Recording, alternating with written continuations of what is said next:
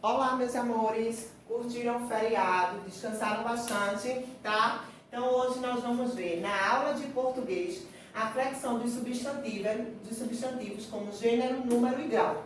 Na aula da semana passada, a gente começou a ver a classificação dos substantivos, que a gente pode relembrar aí como simples e composto, primitivos e derivados, tá? Comuns e próprios e por aí vai.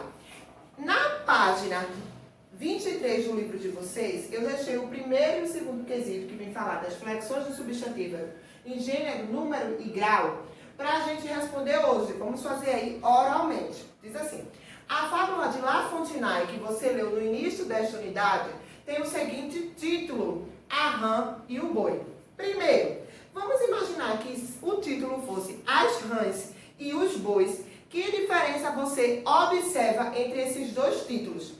As rãs e os bois, as duas palavras, né? A rã e o boi foi para o plural, tá? Essa é a diferença que tem aí.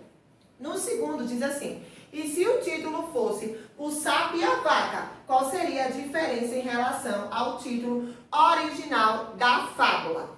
Primeiro, o substantivo sapo, que está no masculino, e o substantivo vaca, que está no feminino.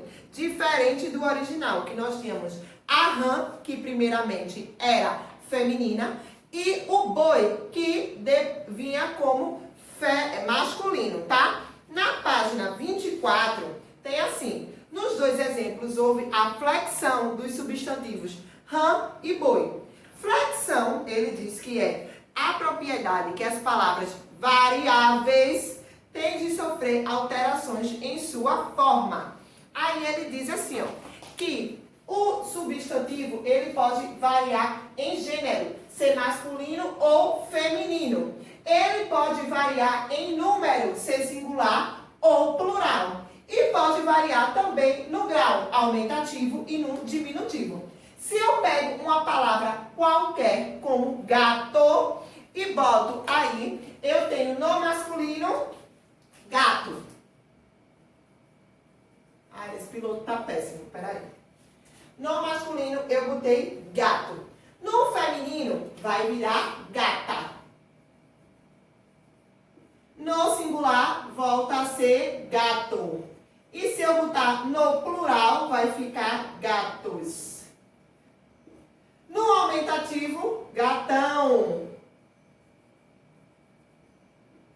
No diminutivo, gatinho. Ah, Valquíria, a gente tá careca de saber esse assunto. Realmente, então nós vamos, a partir de agora, relembrar as flexões dos substantivos, tanto em gênero, número e grau. Para começar, em gênero, tá, gente? Já os substantivos uniformes, que são sobrecomuns, diz assim, que o determinante, que é o artigo, tá, não influencia.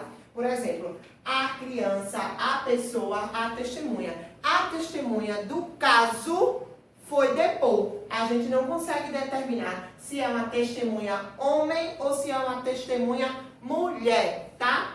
Quando a gente vem falar sobre os epicenos, certo?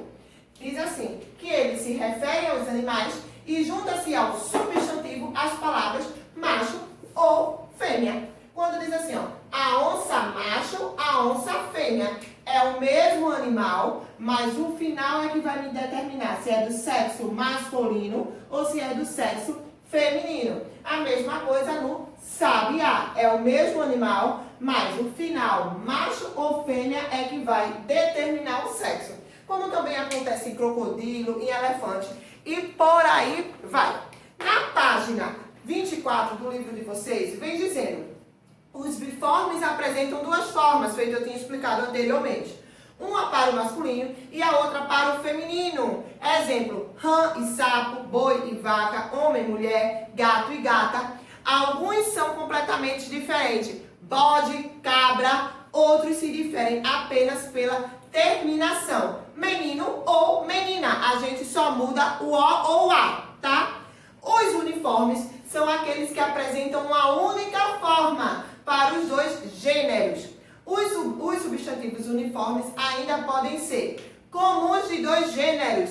Como apresentam uma única forma para os dois gêneros, a distinção é feita por palavras que antecedem o substantivo, chamados de determinantes. Exemplo: o ou a estudante, o ou a novo ou nova colega, meu e minha dentista, esse e essa cientista. Os sobrecomuns apresentam a mesma forma tanto para o masculino quanto para o feminino, sem alteração do determinante. Exemplo: a criança, o animal, o indivíduo, a vítima, o ídolo, a pessoa. E os epicênios referem-se aos animais, apresentando uma única forma para o masculino como para o feminino. Para especificar o gênero do animal, acrescentamos as palavras macho ou fêmea. Exemplos: a girafa macho, a girafa fêmea. O jacaré macho, o jacaré fêmea. A foca macho, a foca fêmea. E ainda é importante, tá? No livro de vocês está dizendo assim: há substantivos que admitem dois gêneros. Entretanto, o significado da palavra masculina é diferente do significado da palavra feminina. Quando eu estou falando o capital, dinheiro, é diferente de Recife, a capital de Pernambuco, tá? O grama, unidade de peso, tá? Quando eu digo assim, comprei 100 gramas de queijo mussarela, é diferente da agrama, a relva, tá? Terceiro, tá dizendo assim: leia a sequência de substantivos a seguir: testemunha, padastro, jovem, genro, imperador, aluno e rinoceronte. Letra A: qual é o único substantivo comum de dois? Jovem. B: qual é o único substantivo sobrecomum? Quero escutar bem alto. Testemunha, tá? C: qual é o único substantivo epicênio? Rinoceronte. Muito bem, sexto ano. E letra D: dê o feminino dos substantivos biformes da sequência anterior. Se é padastro, virou madasta. Se é genro, virou nora. Se é imperador, virou imperatriz. E se é aluno, virou aluna. Vocês estão de parabéns.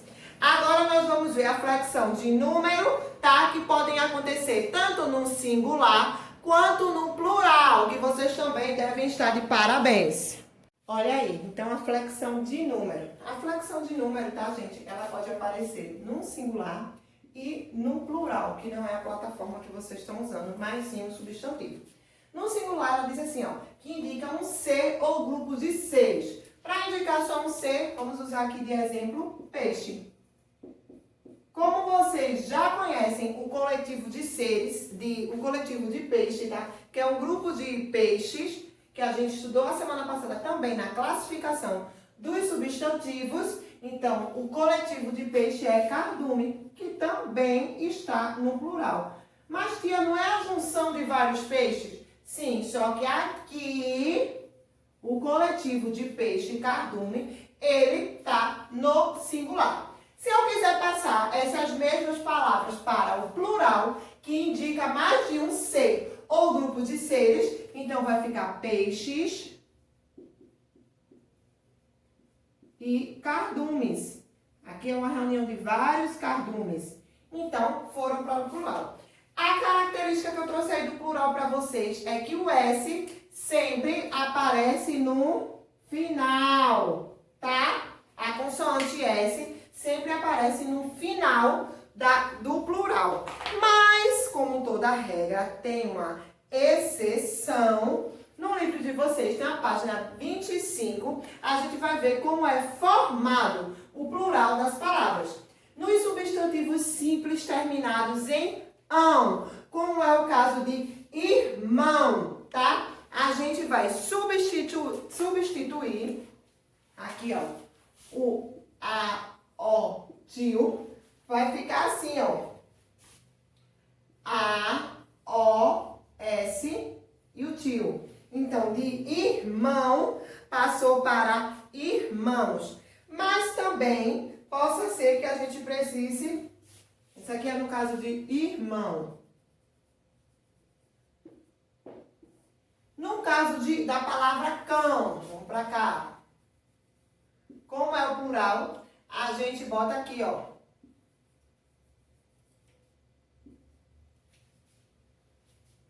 tirou o O e botou o E, cães, tá? No caso também de feijão, a gente agora vai fazer acréscimo, não vai fazer retirada. Tá aqui, feijão, vai virar feijões.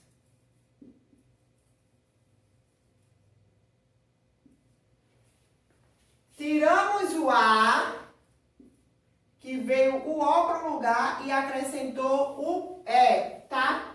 Quando a palavra está terminada em R, S ou Z, acrescenta-se eis. Então, vamos lá. Roedor, roedores. Gás, gases. Raiz, raízes.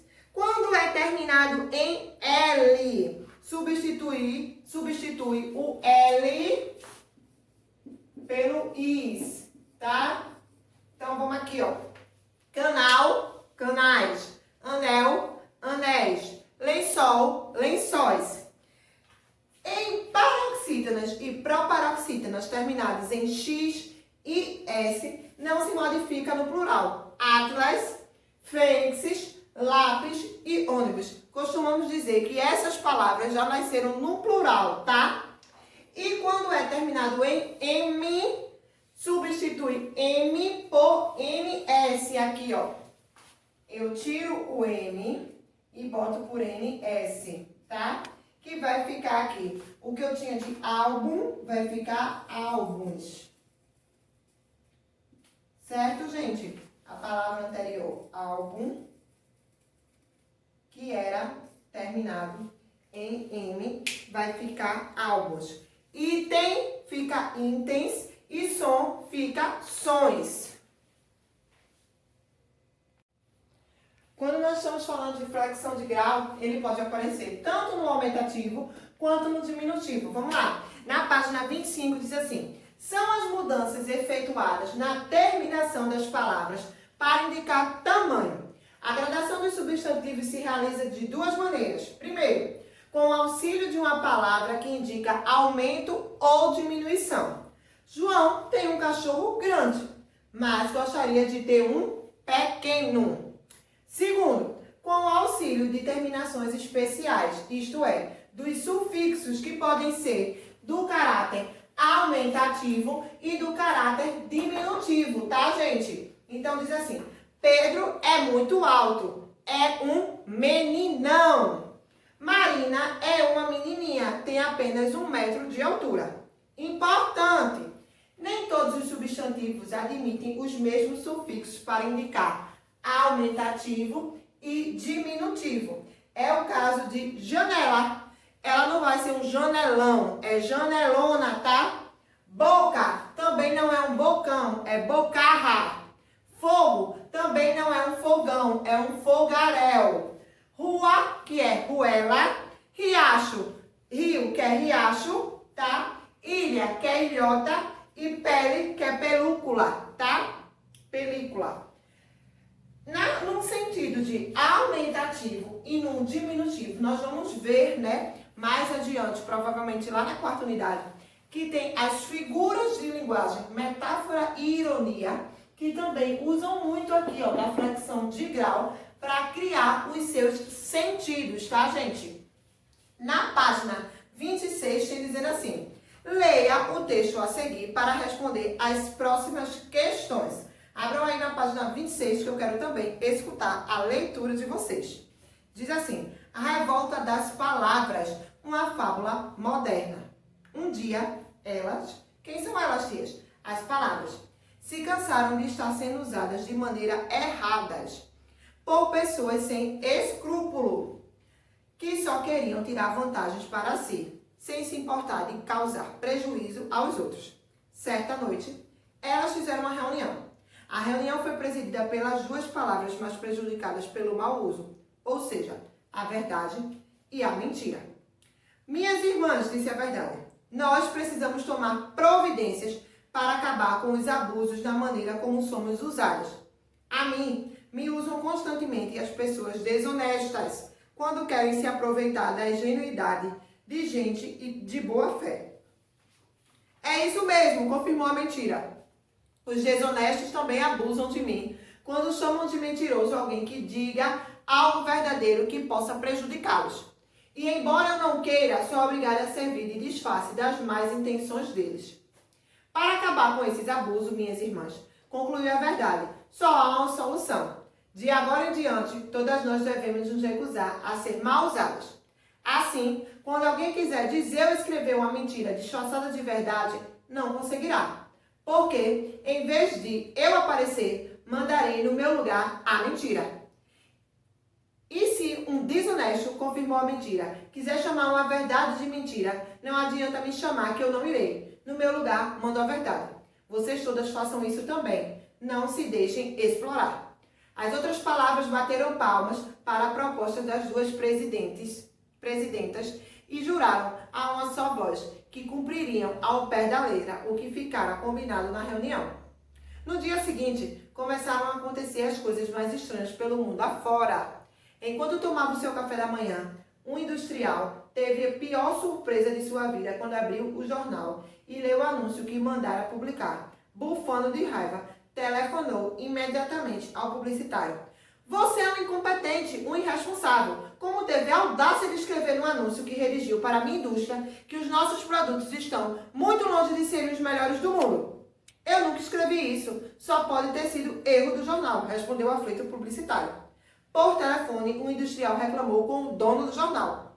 Na hora de ser impresso, o anúncio foi conferido e estava tudo em ordem. Só pode ter sido sabotagem de algum agitador ou coisa de feitiçaria, justificou-se consternado o dono do jornal. Continua na página 27. Nessa mesma hora, o comerciante estava arrancando os cabelos de raiva, porque na fachada de seu apartamento havia um cartaz escandaloso. Em vez de dizer que os preços dos produtos ali vendidos eram os mais baixos, diziam que eram iguais ou até um pouco mais altos do que o dos outros supermercados. Nesse mesmo dia inesquecível, a incompreensão foi fazer uma crítica à verdade e à mentira. Reclamou que o poeta continuava mentindo sem que nada acontecesse a ele. Imaginem vocês o que ele escreveu. A laranja madura e o sol sobre a mesa. Onde se confundiu uma bola pequena como a laranja com uma bola enorme como o sol. Talvez vocês estejam pensando aí com seus botões que, afinal de contas, se durou apenas um dia, a revolta das palavras não adiantou coisa alguma. Mas, se pensam assim, se enganam. De agora em diante, eu aposto, todos vocês vão prestar mais atenção no que dizem as pessoas aproveitadoras, para ver se elas estão mesmo dizendo a verdade quando prometem mundos e fundos. José Paulo Paz, A Revolta das Palavras, uma fábula moderna, São Paulo, 1999. Do primeiro até o quarto quesito, até o terceiro, né? Porque o quarto quesito eu vou ajudar vocês a responderem, porque ele vai trazer a questão que eu falei das figuras de linguagem, tá? Diz assim, ó. Por que a palavra incompreensão e não outra palavra que se queixou a verdade e a mentira? Reclamando que o poeta continuava mentindo sem que nada acontecesse, tá? Mostra que o poeta não tinha sido compreendido, tá? Então, por isso que a incompreensão que foi reclamar. Um recurso utilizado pelo poeta, tá, gente? Tanto para falar verdades ou mentira, são as metáforas, são as ironias construídas, certo? Então, por isso que o poeta não foi afetado, porque tanto a verdade quanto a mentira conseguia compreender o que o poeta queria passar, a chamada de licença poética. Porém, a incompreensão não conseguiu compreender e por isso ela foi fazer a queixa, certo? Outro quesito também que eu acho que vocês vão ter dificuldade de responder é o 11º, que está na página 30. Diz assim: leia a tirinha a seguir em que o rato níquel náusea dialoga com o inseto. Sou o bicho de pau, o rei dos disfarces. Você não é o bicho folha? Sou um bicho pau disfarçado de bicho folha. Você é bom mesmo. Aí diz assim, letra A. Bicho pau e bicho folha são dois insetos que aparecem respectivamente com um pau e uma folha. Aí no livro traz as ilustrações para vocês. Quem é cada um? Essa aparência os ajuda a se proteger e a enganar seus predadores. Pensando nisso e na fala, sou um bicho pau, disfarçado de bicho folha, o que produz o humor da tirinha, tá? Aí diz assim, que o que produz o humor da tirinha é o fato do inseto querer se camuflar duplamente, pois o bicho pau, que já é naturalmente confundido com o bicho pau, não precisa se disfarçar de bicho folha, tá? B. Os substantivos bicho pau e bicho folha são classificados como simples ou compostos.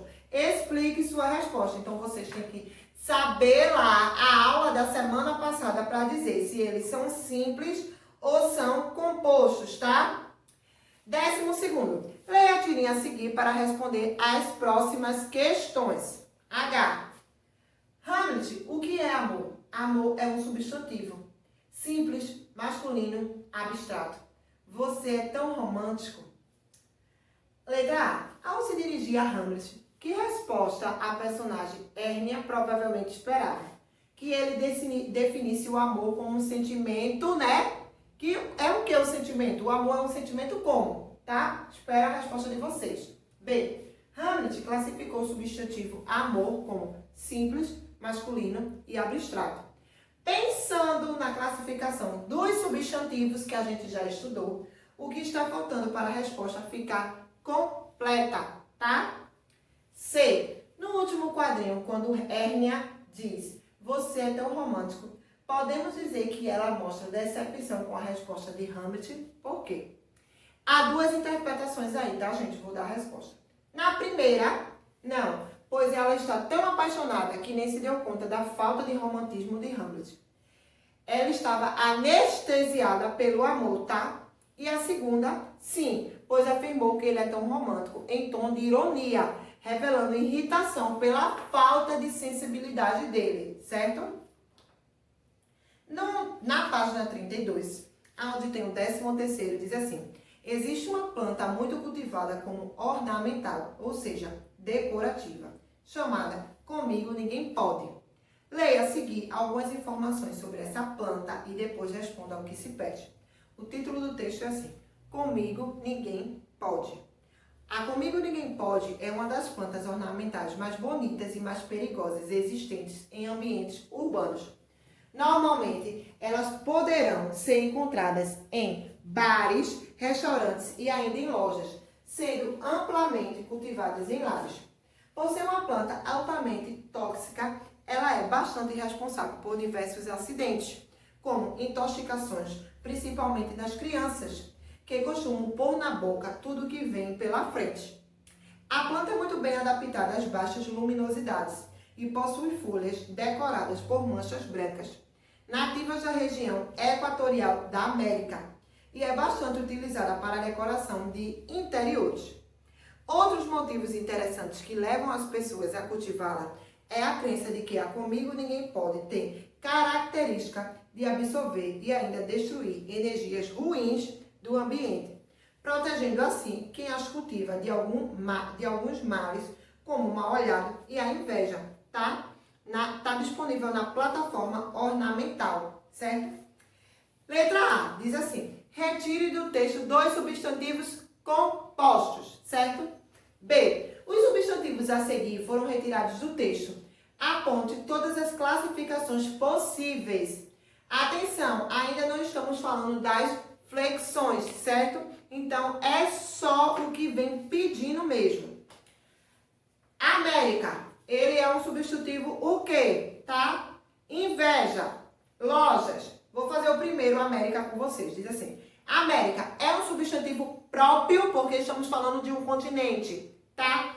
Primitivo, porque América é a palavra. Se fosse derivado, poderia ser americano. Simples e concreto, tá?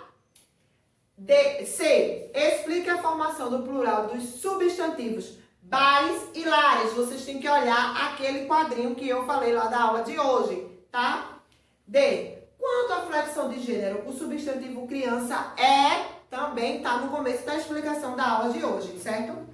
Na página 33, para terminar o bloco de atividade da aula de hoje, vocês estão muito descansados do feriado de ontem, diz assim, o leão e o rato.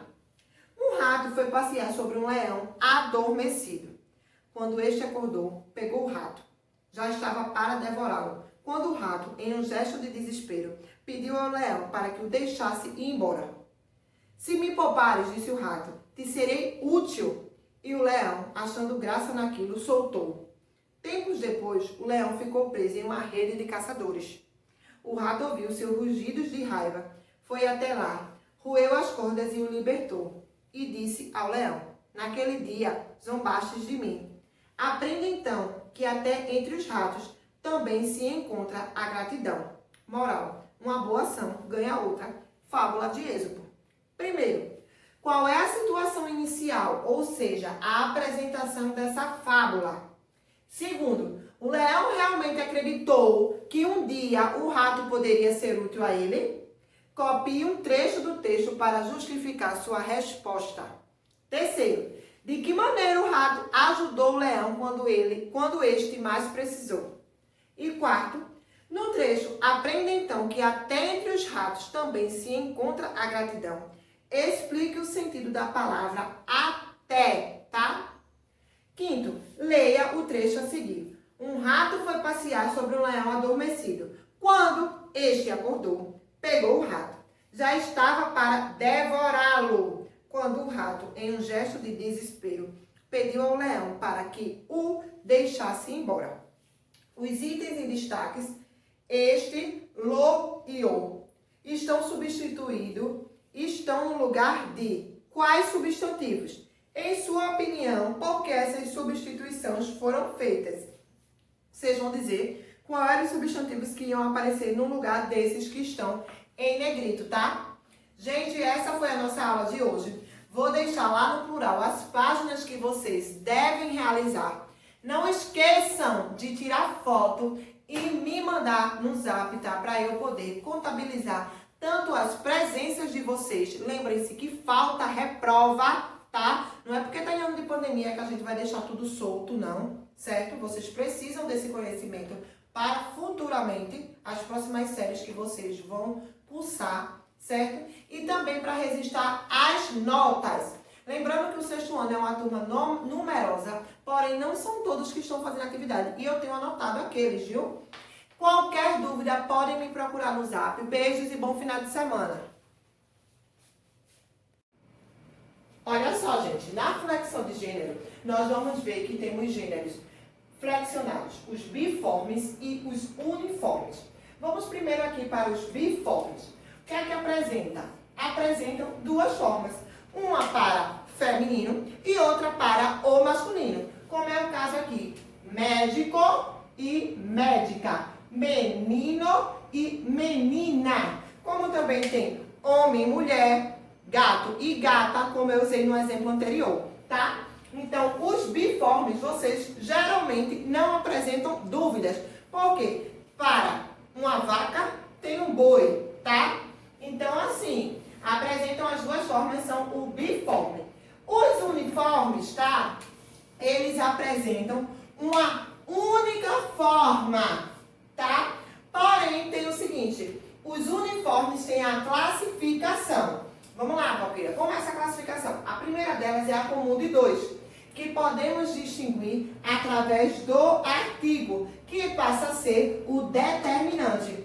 Vou ao dentista. O dentista é homem ou mulher? Vou a dentista. Então, é o artigo que vai preceder a palavra, se vai determinar que essa palavra aqui, que tanto é comum para homem e para mulher, tá na questão da profissão, se é do sexo masculino ou se é do sexo feminino. Artista também é uma palavra que tanto serve para o feminino quanto para o masculino. Mas quem vai determinar se eu estou falando de um artista do gênero masculino ou do gênero feminino é o artigo que vai preceder, tá? O artista, sexo masculino. A artista, sexo feminino. Tá, sexto ano? Vamos lá, seguindo.